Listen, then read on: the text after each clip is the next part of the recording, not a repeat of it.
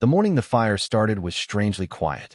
No wind, no birds, just the dry crackle of summer heat pressing down on my acreage like a warning I didn't yet understand. I remember standing on my porch, sipping coffee, staring out at the golden wheat field that stretched behind my house. It was the one thing I loved most about living on the edge of our suburban neighborhood, a reminder that not everything in life had to be controlled, manicured, or governed by a three-person HOA board with more rules than common sense. But the HOA hated it. They said my wheat field was an unsightly fire hazard. They said it was agricultural in nature, and therefore violated the neighborhood aesthetic.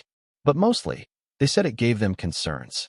And concerns, in our HOA, were treated like laws. Still, I never imagined they'd actually do something about it. Certainly not something this insane. I first saw the smoke when I stepped back inside to rinse my coffee mug, a thin gray ribbon rising from behind the old oak tree. At first, I thought maybe someone nearby was burning brush. It wasn't unheard of, though rare in our community. But the smell hit next, sharp, bitter, unmistakably like burning grain. My stomach dropped. I shoved my mug into the sink and ran outside. The fire was already spreading in a fast-moving wave, orange tongues tearing through the wheat, jumping and twisting with terrifying speed. I grabbed my phone, dialed 911, and sprinted toward the field, but the flames were too intense. The heat hit me like a wall. Firefighters arrived within minutes. I stood next to them in a daze as they battled the blaze, controlling it before it reached the tree line or the neighboring houses. But my crop, months of work, was gone. A charred, blackened wasteland remained. It didn't feel real. Not until later. Not until the fire chief found something tossed near the fence line, half melted, but recognizable. A red plastic gasoline container. And on the side, a sticker. The HOA logo. Shock didn't cover it. Anger didn't come close. I remember staring at the sticker like it was some kind of hallucination. The fire chief asked if I recognized it. I nodded. Of course I did. Our HOA president, Linda Sharp, was obsessed with plastering that logo on everything. Newsletters, community benches, even the pool umbrellas. The chief asked if I had any enemies. I almost laughed. Just Linda, I said. He raised an eyebrow. I explained. The letters, the citations, the threats of fines large enough to make me consider selling the land altogether. The fact that last week, she stood on her tiptoes, jabbed a finger in my face, and yelled that my wheat field was a disaster waiting to happen. A disaster she apparently decided to create herself. The fire chief photographed the container, bagged it, and gave me a long, serious look. This wasn't an accident, he said quietly. Whoever did this knew exactly what they were doing. My hands clenched so hard my nails dug into my palms. I had suspected harassment, annoyance, maybe even petty sabotage. But arson? Arson was another level entirely. And there was no universe in which I would let that go. The investigation moved fast. Too fast, almost. When the fire marshal told me they were officially ruling it as intentional, I wasn't surprised. When the police told me they had a suspect, I wasn't surprised either. But when they said the words out loud, Linda Sharp has been arrested for arson, that's when the reality finally hit me. My wheat field wasn't just gone. It had been burned on purpose. By the very person who had spent months pretending she was protecting the neighborhood. I expected relief, maybe satisfaction, but all I felt was exhaustion. The kind that sinks into your bones and doesn't let go. Still, something in me hardened. I wanted justice, and I intended to get it. A week later, I walked into the county courthouse. The air inside was cold, almost unwelcoming. Marble floors echoed every footstep. My shoes sounded too loud, my breathing too uneven, but I forced myself forward. Because today wasn't just any court date. Today, I wasn't just the landowner whose field had been destroyed. Today, I was the prosecutor. What Linda never knew, what almost nobody in our neighborhood knew, was that I wasn't just a homeowner with a field and a grudge. I was a lawyer, a damn good one. I specialized in property law and civil disputes, which meant this case wasn't just personal. It was familiar. It was something I knew how to handle. Every step toward the courtroom steadied my pulse. Every breath reminded me I was no longer the victim running toward a burning field. I was someone who could fight back. Someone who could win. I reached the door, pushed it open, and froze. Linda Sharp stood inside, hands cuffed, eyes wide, face pale. She turned slowly, her expression twisting from shock to something like horror. Because she had expected a trial. She had not expected me. Certainly not standing at the prosecution table. Her mouth opened, closed, opened again. "You?" she whispered. I didn't respond. I didn't need to. The bailiff called the courtroom to order. I took my seat, opened my file, and felt her stare drilling into me. This was the moment she realized the truth. The person she had underestimated. The person she had pushed. The person whose land she had set on fire. Was the same person about to try her. The hearing began. Linda's attorney, a frantic, disheveled man who looked like he regretted ever accepting her case, tried to argue it was all a misunderstanding. A coincidence. A terrible mistake. But the evidence stacked up quickly. The gasoline container. Her fingerprints. Witnesses who had seen her walking near my fence that morning. Security camera footage from a neighbor showing her car parked a block away. Every piece tightened the circle around her. Linda's face flushed red, then white, then blotchy. She kept shaking her head, mouthing no, even when the proof was undeniable. I didn't gloat. I didn't smile. I kept my voice steady, clinical, professional. But inside, another feeling brewed, something heavier than revenge, something unfinished. Because even as she sat there, trembling, glaring at me like I'd betrayed some unspoken suburban treaty, I knew this wasn't the end. Not by a long shot. The fire was just the first strike. The fallout would be bigger, messier, and the neighborhood, our quiet, rule-obsessed, polished community, was about to fracture in ways none of us saw coming. Even as I questioned witnesses and presented evidence, I could feel it building. The tension, the whispers, the neighbors choosing sides. Some believed Linda acted alone. Some believed the entire HOA board was involved. Some thought I was overreacting. Others thought I wasn't reacting nearly enough. The truth? Even I didn't know yet. But I could sense it. Something bigger was lurking under the surface. And this courtroom showdown was only the beginning. As Linda's attorney fumbled through his final arguments, she finally broke. She stood up. Her voice shook. Her eyes locked on mine. "You think you're going to win?" she snapped. The courtroom froze. "You think this is over? You have no idea what you've started. None of you do." Her attorney begged her to sit. The judge slammed his gavel. But she didn't stop. For the first time since the fire, I felt a chill run through me. Not because of her words, but because of the certainty in her voice. As if she knew something. As if she wasn't the only one involved. As if burning my wheat field was just one piece of something far more twisted. I didn't know what it was. Not yet. But I could feel the story widening, darkening, reaching beyond Linda herself.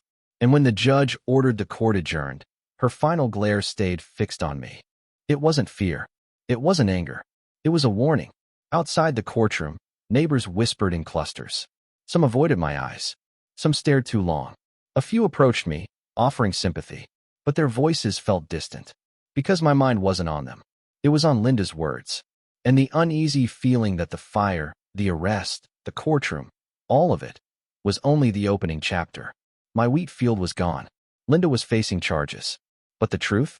The real conflict? The deeper mess hiding beneath the HOA's shiny exterior? That was still coming. And I could feel it closing in. I took a slow breath, steadying myself. This story wasn't finished. Not even close. And whatever was coming next, I wasn't sure any of us were prepared for it. The courthouse hallway felt colder the moment I stepped away from the clusters of whispering neighbors. Their murmurs faded into the background as I walked toward the exit, trying to shake off the echo of Linda's words. "You have no idea what you've started."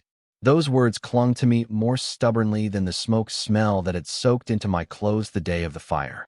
I pushed through the heavy glass doors, welcoming the warm afternoon sunlight, but it didn't do anything to ease the tension that had settled beneath my ribs. I should have felt victorious. Linda Sharp had been arrested, confronted with evidence, embarrassed in front of the community she once ruled. But instead of closure, all I felt was a deep, unsettled unease. Because Linda didn't speak like a guilty person. She spoke like someone who believed she still had leverage. Someone who wasn't acting alone.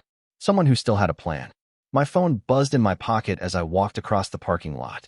A text from my neighbor, Evelyn. "Call me. Now." My pulse quickened. Evelyn wasn't dramatic. She wasn't the neighborhood gossip. She was quiet, observant, and had the kind of gentle patience that made everyone trust her, even when they shouldn't. I dialed her immediately. She picked up on the first ring. "Are you okay?" she asked, her voice low and tense. "I'm fine," I said. "Just got out of court." "What's going on?" There was a long pause before she spoke. "I think you need to come home," she said. "And you need to see what's happening in front of your house." A chill slid down my spine. "What do you mean?" I asked. Evelyn exhaled shakily. "They're gathering. The HOA board.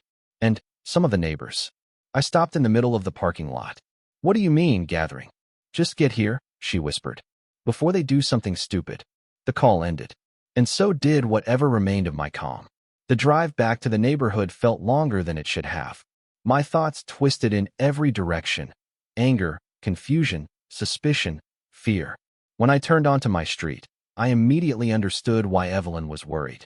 A group of nearly 20 people stood clustered at the end of my driveway. Some held signs. Some pointed and whispered.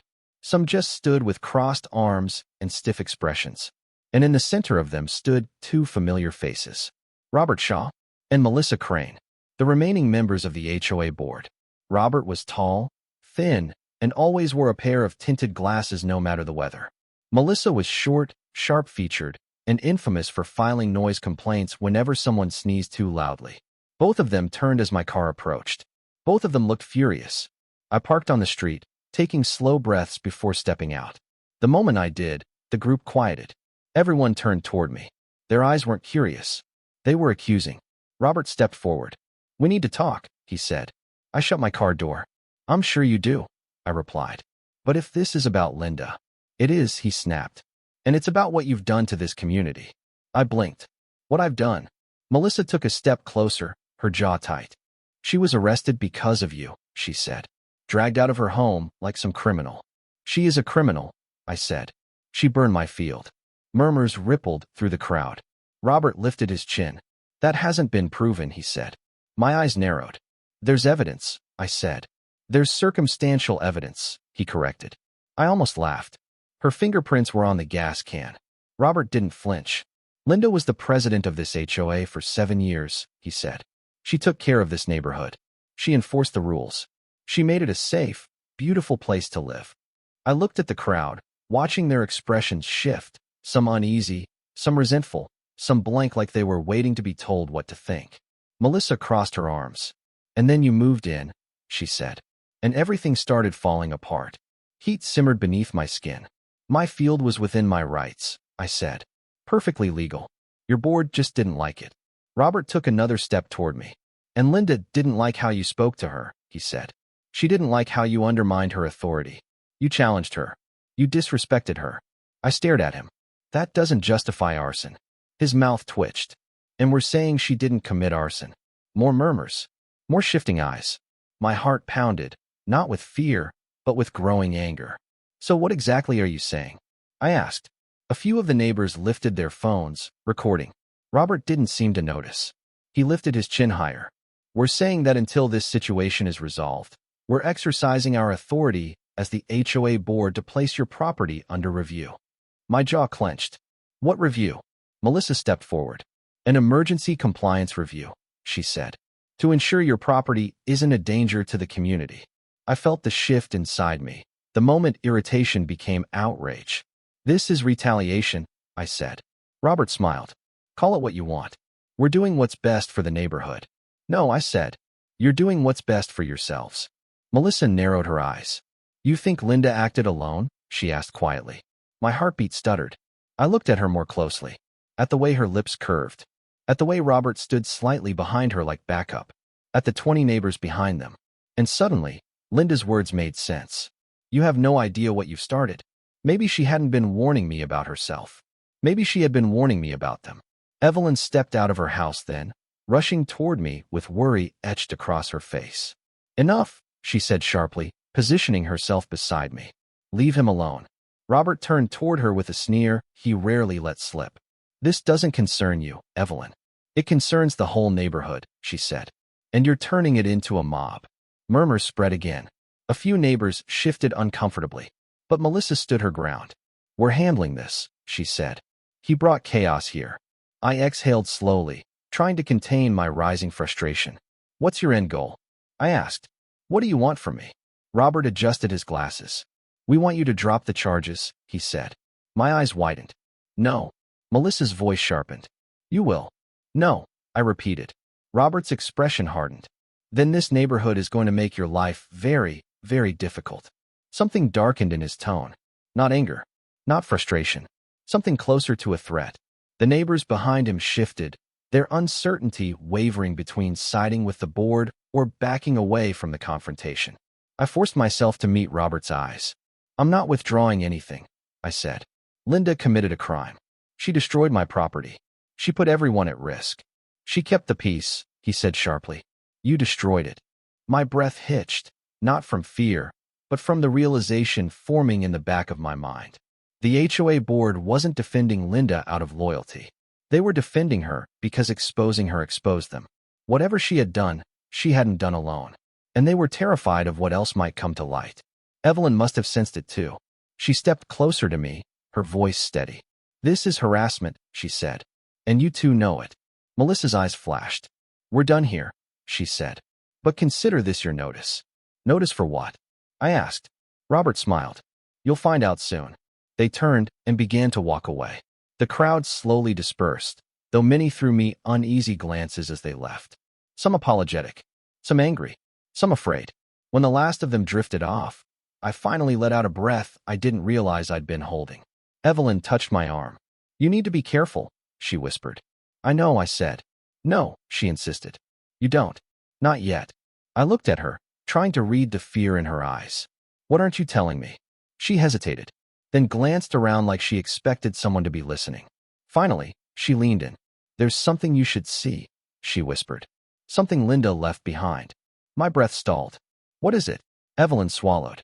A notebook, she said, hidden in her shed. I found it yesterday while I was helping her husband pack her things. My pulse spiked. What kind of notebook? Evelyn looked up at me with troubled eyes. One that has your name in it, she said. More than once. The air seemed to thicken around us. Why didn't you tell me sooner? Because, she whispered, I wasn't sure if it was safe. A shiver crept down my spine. Where is it now? She looked toward her house. In my basement, she said. But you need to see it before the board figures out it's missing. The sinking feeling in my gut deepened. Because if Linda had a notebook filled with plans or targets or the names of people she wanted to silence, then I wasn't dealing with a petty HOA president anymore. I was dealing with something far more calculated. Something organized. Something dangerous. I nodded slowly. Let's go, I said. Evelyn hesitated. Wait until tonight, she whispered. When no one is watching. My throat tightened. Do you think they're watching now? Evelyn didn't respond. She didn't have to. Her silence said everything. The HOA wasn't just angry. They weren't just retaliating. They were planning. And whatever they had been doing behind the scenes, whatever Linda had started, it wasn't over. Not even close. I looked back at my blackened, ruined field, at the remnants of my land, at the ashes still scattered across the soil. Then I looked back at the houses lined neatly along the street. Perfect lawns, perfect driveways, perfect facades hiding something ugly underneath. I exhaled slowly, realizing the truth as it settled over me like a heavy shadow. Linda was just the spark. The real fire was still coming.